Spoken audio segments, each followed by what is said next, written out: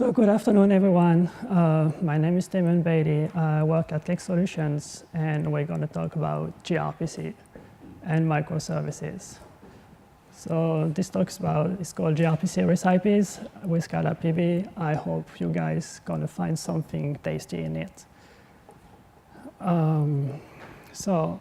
This is the agenda. We're going to start with a little introduction to gRPC and try to motivate the reason why we may need it. Then when it comes to Scala, we're going to see this tool, ScalaPB, that is one of the best ways to do gRPC with Scala.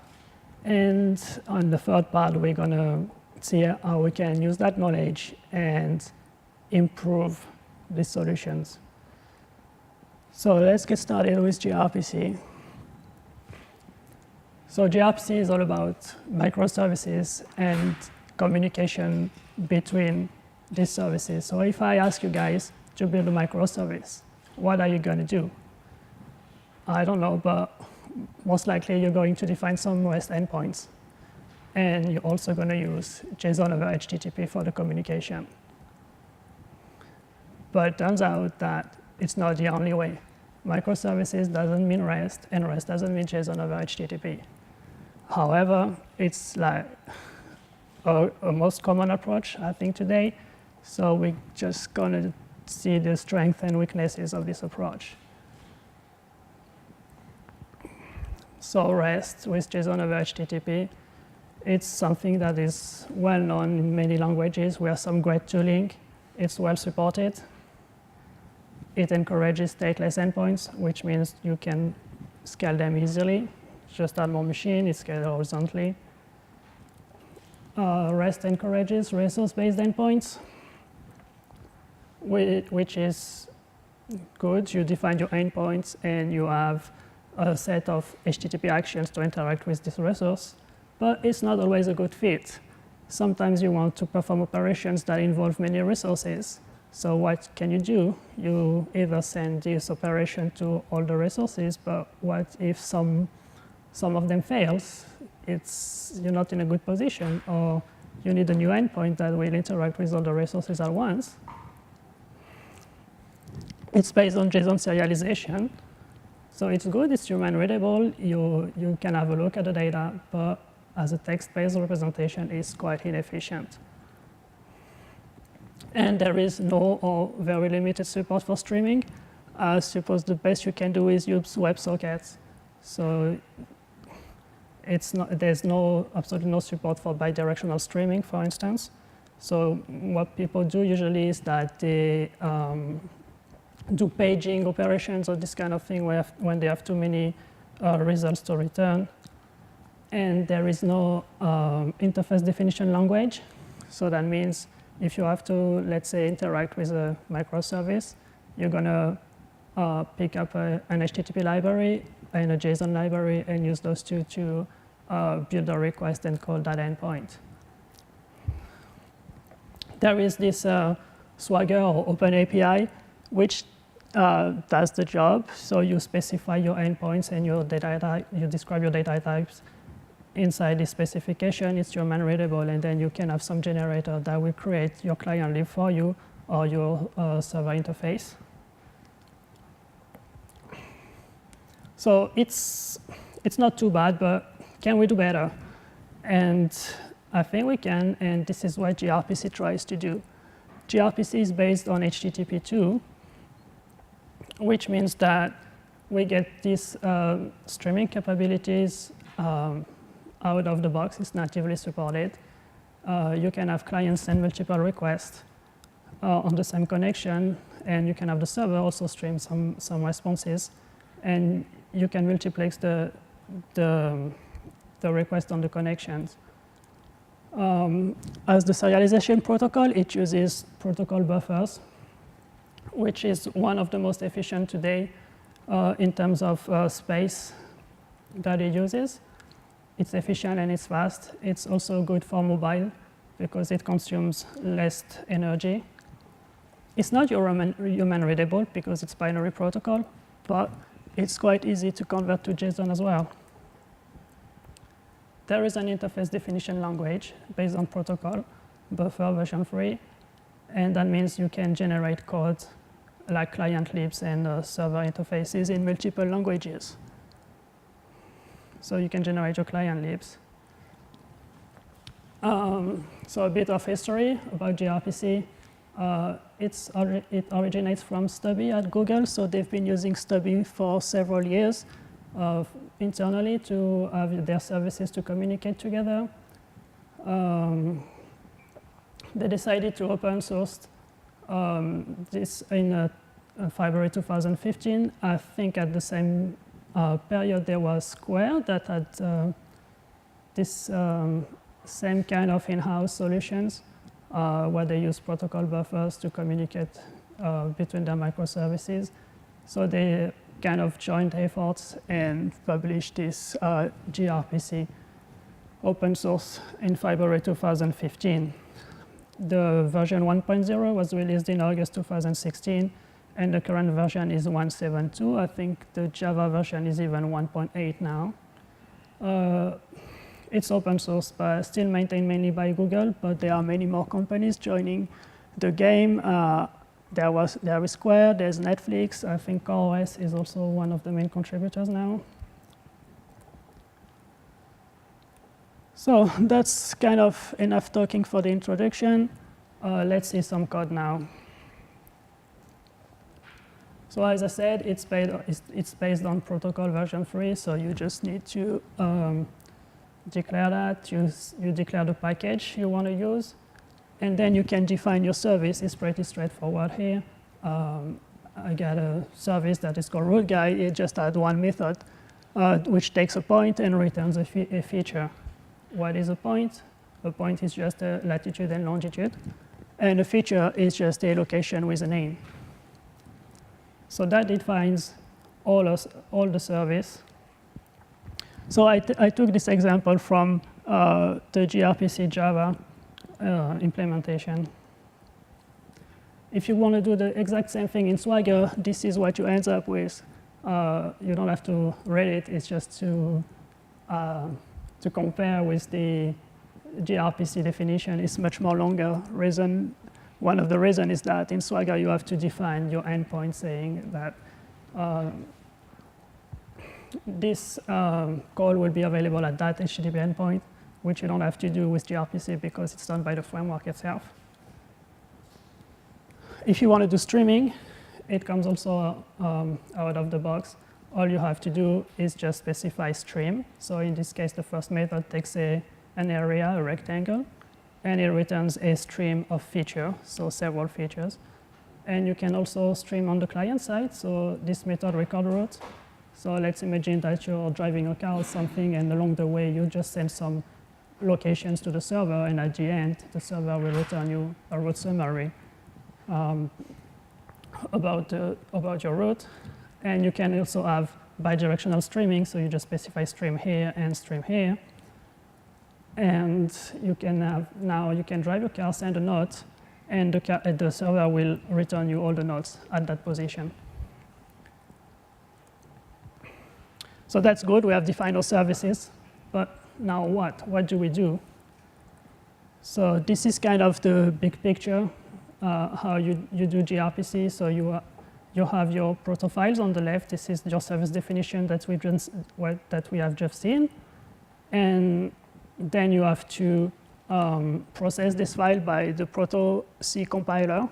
This compiler will output you a client lib, your data model, so the point and feature classes. It will provide a server interface, and you will just have to provide the implementation of that interface. There is also a gRPC library that on the JVM is based on Nichi. And using this library and the generated client, you can just consume a gRPC endpoint, or you can just build the server quite easily, as we shall see. So these are all the supported language. So I think only the first three are real implementations. The other one are just, I think, based on the C implementation. But there's a little panic moment here. There is no Scala in the list. I don't know if you guys noticed. So what are we going to do? Well, there is this thing called ScalaPB, Scala Protocol Buffer. So ScalaPB is a protocol buffer compiler for Scala. It comes as an SBT plugin that supports gRPC. Of course, it's based on the Java gRPC implementation. It provides case class generation, and it's highly tunable, which is quite cool. So in the big picture, instead of using proxy directly, you're using ScalaPB. It generates you a set of case classes instead of some Java classes. And there is a tiny runtime library that comes on top of the gRPC Java that will do the serialization to Protobuf from the case classes. If you want to install it in your project, it's quite easy. You just add the plugin. So in your plugin SBT, you just add SBT proxy, and you need one library dependency. Then in your build SBT, you need to tell SBT that you want to actually generate some files. So this is how you do it. And you also need to add some library dependencies. So it's nothing already difficult.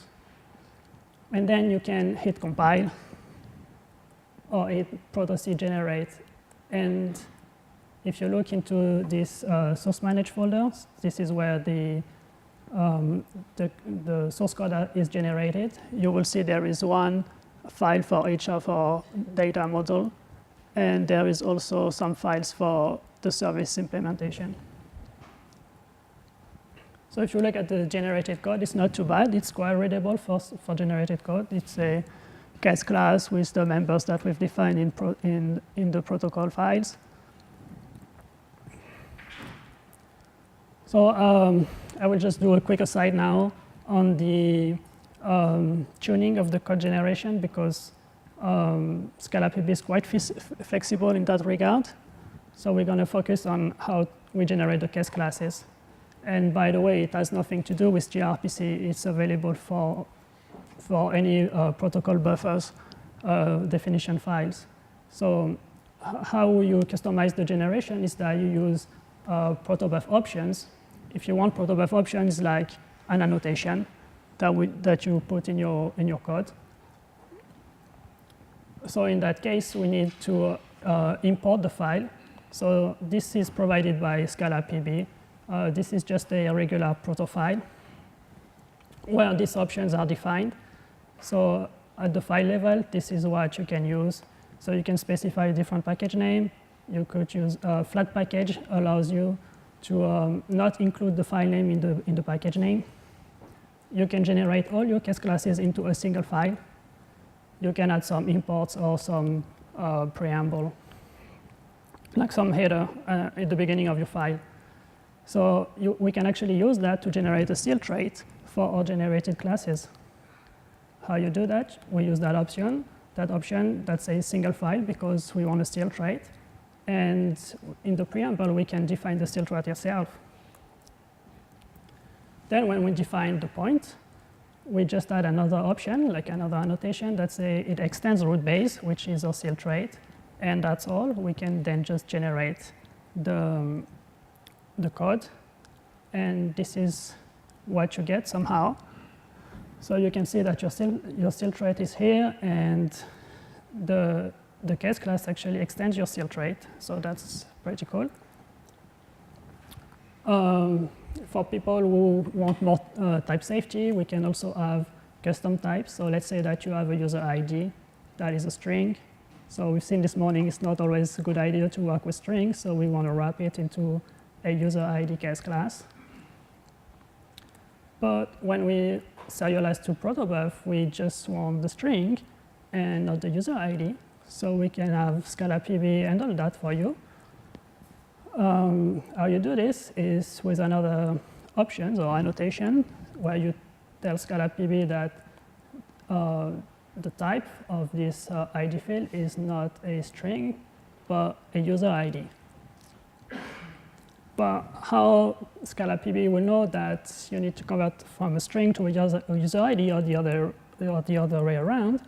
Well, it doesn't. You need to provide an implicit type mapper that is just two functions, one that converts from string to user ID, and another one that converts from user ID to string.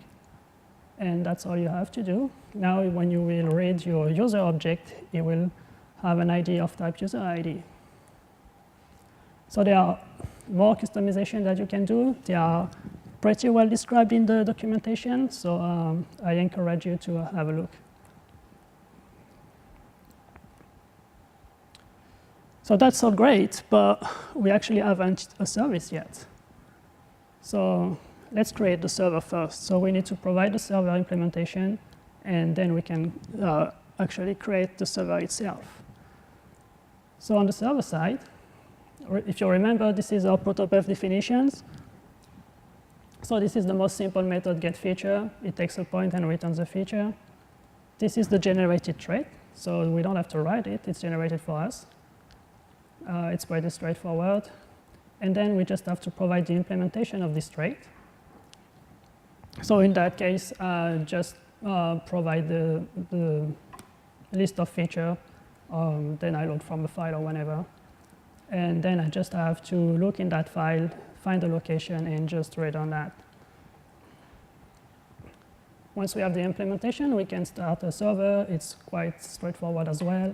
You specify your port, and then you add your service, and you build it. Then you're ready to start. And just add a shutdown hook to shut down the server properly.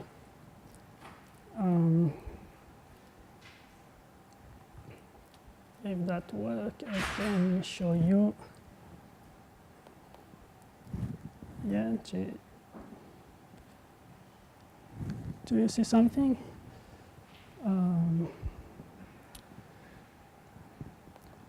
So this is our definition. This is exactly what I've showed you.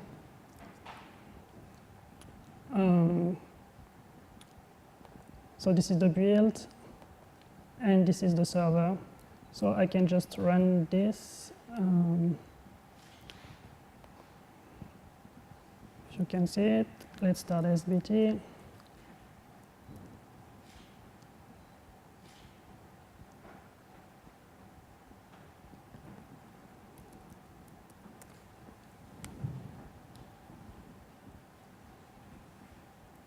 Oops.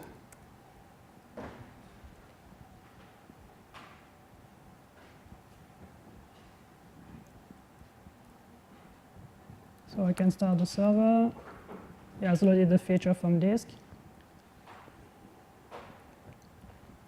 So now the server is listening. If we go back to the presentation.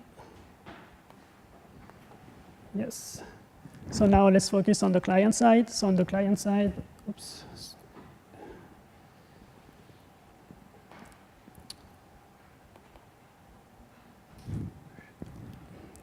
What's happening here?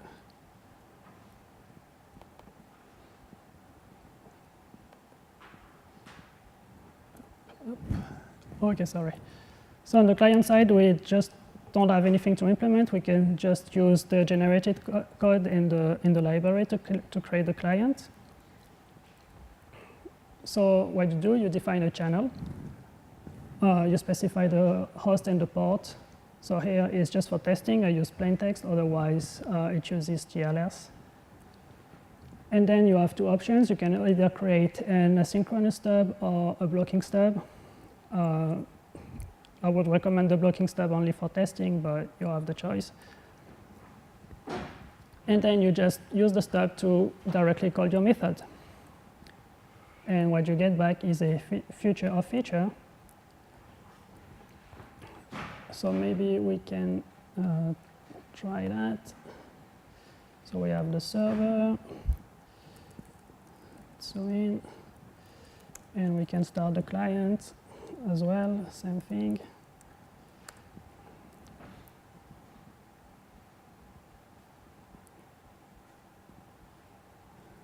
This is the client. So if I just call get feature, this is our call. We send a feature, so which is just a location, and we get back a feature with a name in that location. That's great. First service implemented.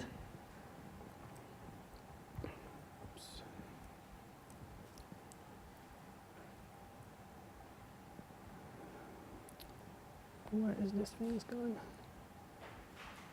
Oh, yeah.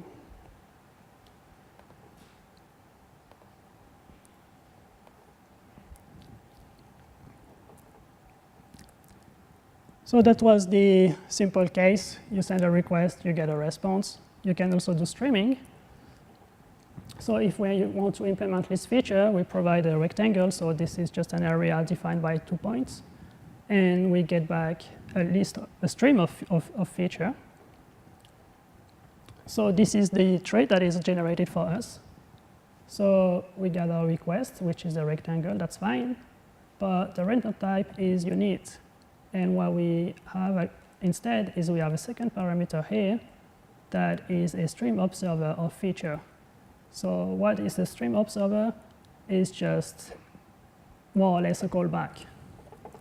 So in the implementation, what we do is, so we have our area here, and we're just going to iterate over the features list and check that if the feature is inside the area that we specify, then we just call the callback on this observer.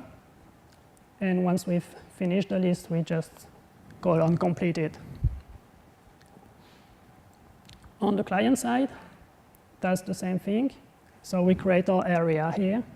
Then we have to create our stream observer, so our callback. So here I just log the response in the console. So on next, I just print the stuff. And then you just call this feature, and you provide your observer and your area. We can try that. So this is the client. If I call this feature, I get a whole list of features inside that area.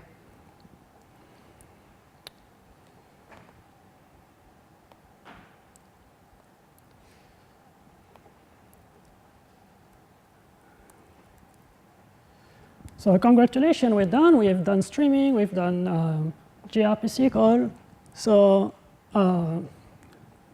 congratulations, but I don't think we're quite done, actually, because there are still something I want to discuss.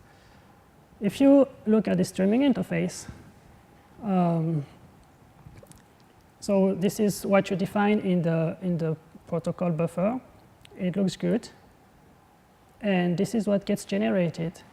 And it's just stream observer and stream observer. So you call row chat. You have to provide a stream observer for the response, and you get back a stream observer for the request that you have to use to send the request. So if it doesn't make sense, I try to draw a little picture. So it's called Welcome to Hollywood, because there's a lot of callbacks.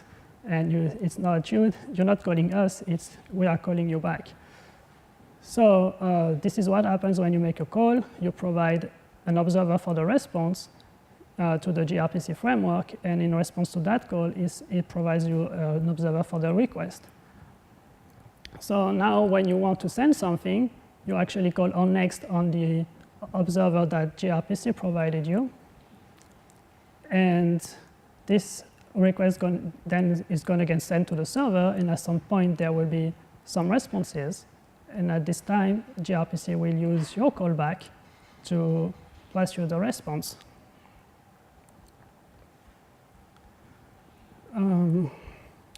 So if you follow this morning, when we have a stream, a good abstraction is observable, because callbacks don't really compose, but observables do. So an observer receives events, but an observable emits events. So what if we, instead of this interface, we want to use this? So you provide an observable for the request and the framework provides you an observable for the response. We have a little problem because the service thread is generated. We cannot change it like this. So what we can do, well, we can write a custom generator. So this is how it looks like. So you have ScalaPB. You define your custom generator here. It will generate another client library that will use observables instead of the stream observer callback. You can do the same for the server interface. Then you just provide an implementation here. And we will also need a tiny runtime library to do the wiring with the existing framework. So if you want to write a custom generator for protocol buffer, it's quite easy to do. ScalaPB provides you with all the machinery. So what you do is that you provide a class or an object that extends the proto-C code generator. And then you have to implement this run method that takes a code generator request and will provide a code generator response. The interface has slightly changed recently, but the principle remains the same. So then to generate the file, you actually need a file builder here. You choose the file that you want to generate, and then you generate some content using this functional printer. It's quite easy to use. And then you just set the content and build a response. So that's good, but then you need to tell SBT that there is something else to generate. So you just add one more target into the PB target. And this is what we have. We have our proto files. We have a custom generator that will output a client lib and a service trait. But here, this gRPC framework still wants to work with stream observer. So we need a tiny lib that will do the wiring here, that will transform these observables here into stream observer. And if you look at the internals of gRPC, on the client side, we have this asynchronous bidirectional streaming call that takes a call, so we don't really care, but it takes this stream observer of the response, and it returns a stream observer of the input. And we have the same kind of thing on the server side. It's called invoke, but it's the same thing, really. It deals with stream observers. So stream observer is a simple interface. It's just 3 different callbacks, one when there's a new value, and one when there's an error, and one when the stream has completed. And it kind of looks similar to a subscriber. So this is a monix subscriber here. And the method looks very, very similar. So the idea is that you can actually turn a monix subscriber into a stream observer quite easily and do the wiring. If you want to have a look, this is my GitHub repo. I have a prototype of gRPC monix. So it's just this custom generator that generates this observable interface and still uses this existing gRPC framework with stream observer to do the work. But it is not full screen.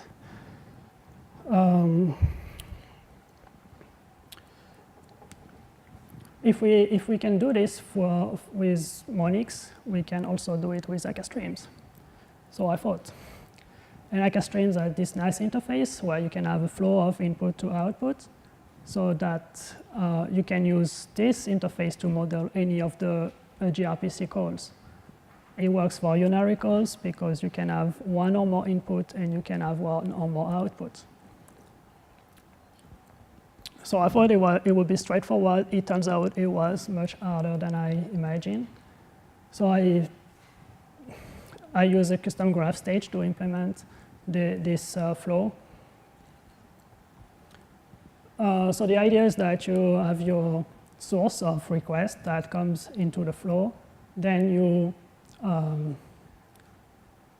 you send all these requests to a stream observer that will then be handled by the gRPC framework that will call your stream observer for the response, and you can just wire that to the output port of the stage. The problem is that it was not so simple because there is no way to handle the back pressure. And if you look at the stream observer, there is no way to have back pressure. You just have on next, and you have to deal with whenever whenever it's sent. So what can you do? What you really need is something like a subscription where you can request some work. So this is actually coming to gRPC. There is this new interface called Stream Observer that now has a request and some other method here, but it's still experimental. You have to cast a stream observer into a cold stream observer. It still seems quite flaky. So is there any other solution? Not really, but there is probably something we can do. We don't have to use Nechi. We can also use akka-HTTP because it has now support for HTTP2. And it has this nice interface. You have a flow of HTTP requests to HTTP responses. So if we can leverage that, that might work. But gRPC runs on HTTP2, and I think HTTP2 is only supported using this interface, HTTP request to future of HTTP response, which means that if we go that way, we can only implement that for unary calls. So this is just an idea. I have not really dig into this, but I thought it would be nice.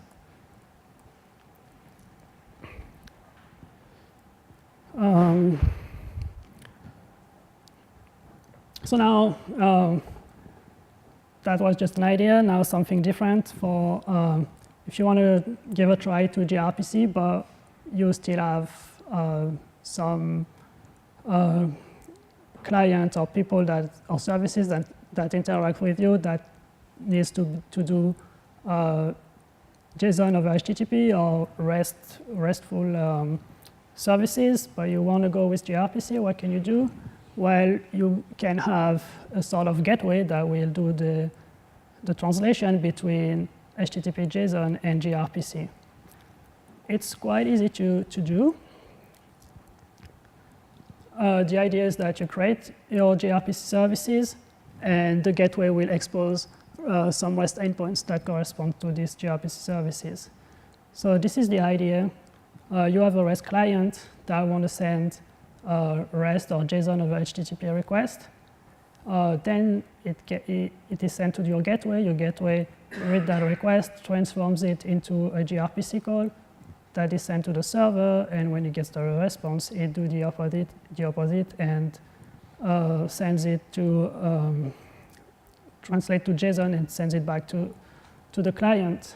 The good thing is that we can generate the server interface like before. It doesn't change, but we can also generate most of the code for the gateway, and we can even generate the Swagger definition.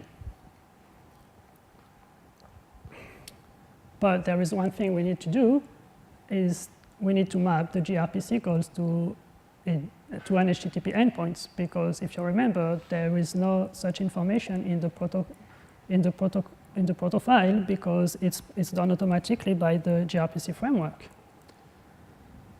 So the solution is to use annotations or Protobuf options. And it turns out there is already this HTTP annotation defined by Google. This is where you can find this file.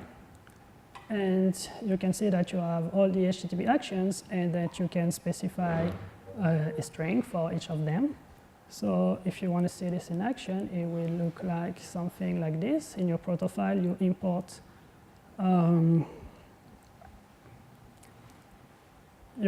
this annotations proto, and inside your service definition, so this is the unary call get feature, So inside this, you stick an option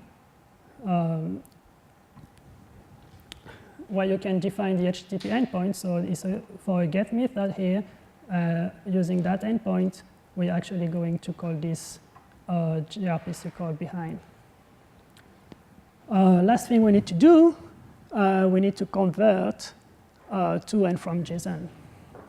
And it turns out it's available out of the box using this library that comes with ScalaPB. So you just add this to your build SBT, and then you can just use JSON format to JSON string to convert any type to JSON, and the other way around to convert JSON to a type.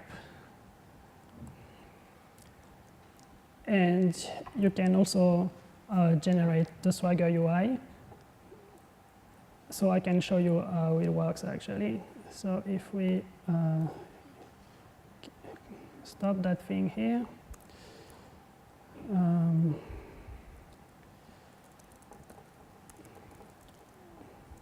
and use the gateway.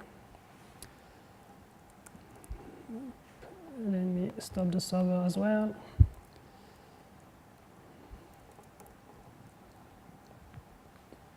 So we just restart the server and then the gateway.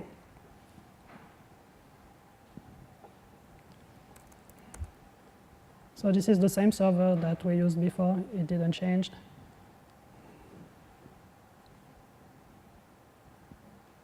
So I'm going to run the server here.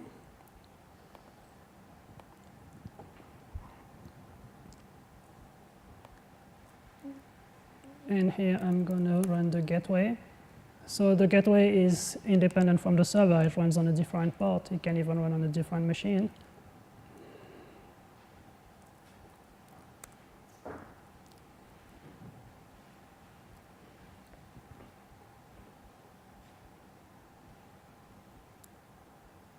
So now it is started. If I just point to this URL here, this is the generated Swagger file. So this is Swagger UI that display this road guide.yaml, and you can try it out. So if I want the feature at that location and execute, this is what I get. Thank you, Scala. And yeah, I think that's the end of this talk.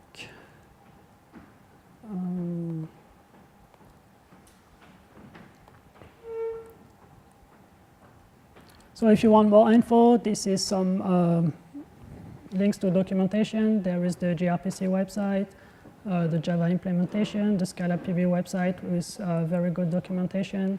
And this is my personal GitHub if you want to have a look at some of the ideas in this talk. And yeah, any questions?